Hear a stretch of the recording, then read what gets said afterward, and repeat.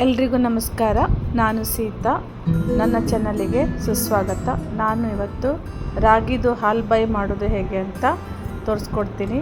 ನಾನು first time try ಮಾಡಿದ್ದು.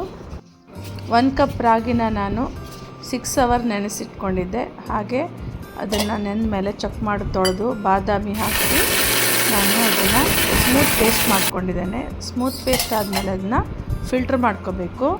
ನೋಡಿ, ನಾನು ಚೆನ್ನಾಗಿ ಫಿಲ್ಟ್ರ್ ಮಾಡ್ಕೊಂಡಿದ್ದೇನೆ. ಆ ಫಿಲ್ಟ್ರ್ ಆದದ್ದನ್ನು ಇನ್ನೊಮ್ಮೆ ಫಿಲ್ಟ್ರ್ ಮಾಡಿ ಇನ್ನೊಂದು ಪಾತ್ರೆಯಲ್ಲಿ ಹಾಕ್ಕೊಂಡು ಅದಕ್ಕೆ ಏಲಕ್ಕಿ ಪೌಡರು, ಸ್ವಲ್ಪ ಸಾಲ್ಟು ಮತ್ತು ಬೆಲ್ಲ ಎಲ್ಲ ಸೇರಿಸ್ಕೊಂಡು ಮಿಕ್ಸ್ ಮಾಡಿದ್ದೇನೆ. ಸೊ ಬೆಲ್ಲ ಸೇರಿಸಾದ್ಮೇಲೆ ಚೆನ್ನಾಗಿ ಮಿಕ್ಸ್ ಮಾಡ್ಕೋಬೇಕು. ಯಾಕೆಂದರೆ ಇದು ಗಾಣದಲ್ಲಿ ತೆಗೆದ ಬೆಲ್ಲ, ತೆಳ್ಳಗಿನ ಬೆಲ್ಲ, ಸ್ವಲ್ಪ ಅಂಟಿರುತ್ತೆ. ಸೊ ಹಾಗಾಗಿ ಚೆನ್ನಾಗಿ ಮಿಕ್ಸ್ ಮಾಡಿಕೊಂಡು ಬೆಲ್ಲ ಎಲ್ಲ ಕರಗಿದ ಮೇಲೆ ಮತ್ತೆ ನಾನು ಸ್ಟವ್ ಆನ್ ಮಾಡಿಕೊಂಡು ನಿಧಾನಕ್ಕೆ ಅದನ್ನು ಕಾಯಿಸಬೇಕು. 1 ಚಮಚ ತುಪ್ಪನ ಸೇರಿಸ್ಕೊಂಡಿದ್ದೀನಿ. ಹಾಗೆ ಮತ್ತೆ ಕಾಯಿಸ್ಕೊಳ್ಬೇಕು. ಈ ಕಡೆ ಒಂದು ಬಟ್ಲಲ್ಲಿ ತುಪ್ಪ ಹಾಕಿ ನಾನು ಅದನ್ನ ಗ್ರೀಸ್ ಮಾಡ್ಕೊಂಡಿದ್ದೇನೆ.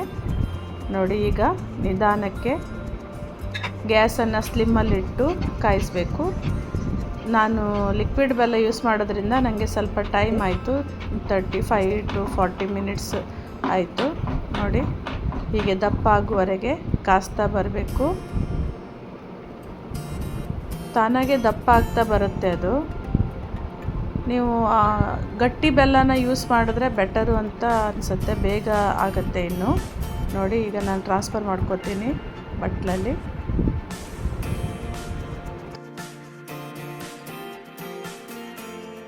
ನಾನು ಫಸ್ಟ್ ಟೈಮ್ ಮಾಡಿದ್ದೇನೆ, ಅದು ಚೆನ್ನಾಗಿ ಬಂದಿದೆ.